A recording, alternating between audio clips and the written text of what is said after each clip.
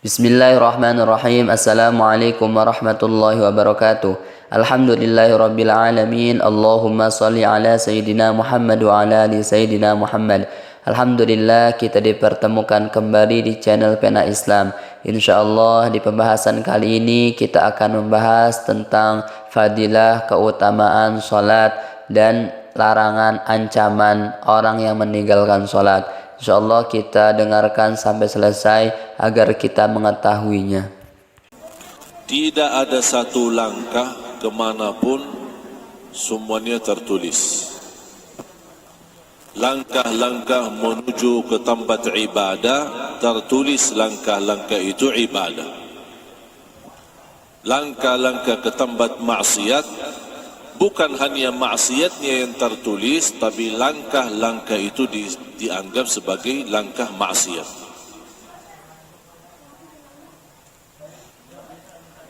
Salah satu karunia Allah Subhanahu wa taala, karena kita sebagai manusia tidak terlepas dari dosa maksiat, Allah mengampuni dosa-dosa kita di antara salat-salat kita. Subuh sampai zuhur diampuni dosa kita. Zuhur sampai asar diampuni dosa di antaranya.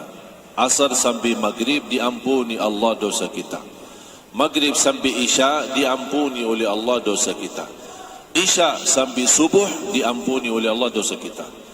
Jangankan di antara salat diampuni dosa dan kesalahan kita, Jumaat sampai hari Jumaat yang akan datang diampuni di antaranya dosa-dosa kita.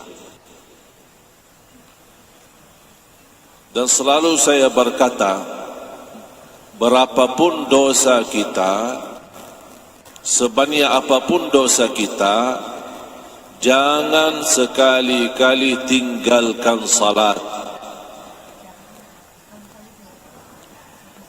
Bu, sehat ya?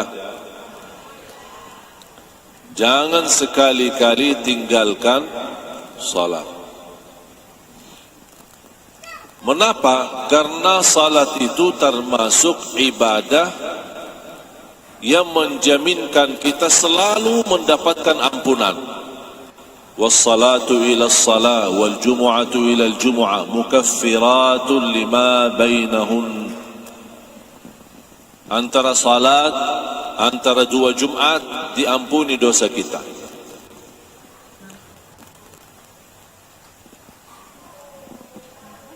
Bayangkan Bapak Ibu, kalau kita tidak diampuni, harus minta ampun. Betapa banyak dosa yang kita lupakan. Berapa banyak dosa yang kita abaikan. Bahkan ada perbuatan yang kita lakukan, belum kita merasa itu dosa, padahal di sisi Allah itu dosa. Dosa kecil, dosa besar, apalagi dosa kecil. Sehari-hari kita tidak terlepas dari dosa kecil.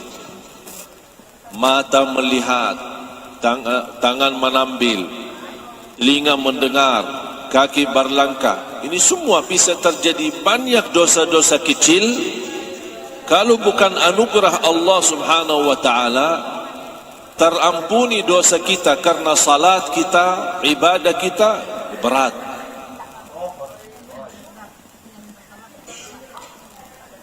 Makanya apapun yang terjadi, jangan tinggalkan salat. Perilaku kita masih sangat parah. Dosa kita terlalu banyak. Tetap jangan tinggalkan salat. Tidak boleh ada bahasa, buat apa saya jaga salat? Saya aja belum tentu orang baik. Buat apa saya perhatikan salat?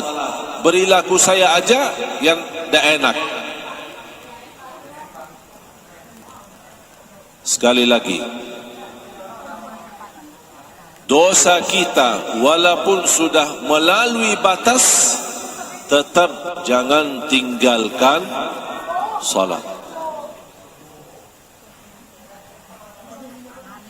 Karena salat itu termasuk kesempatan untuk diampuni dosa kita. Artinya, dosa-dosa yang sehari-hari kita lakukan, kita lupa memohon ampun, lupa taubat, atau kita tidak sadar yang kita lakukan itu dosa, otomatis karena kita menjaga salat, otomatis Allah ampuni dosa tersebut.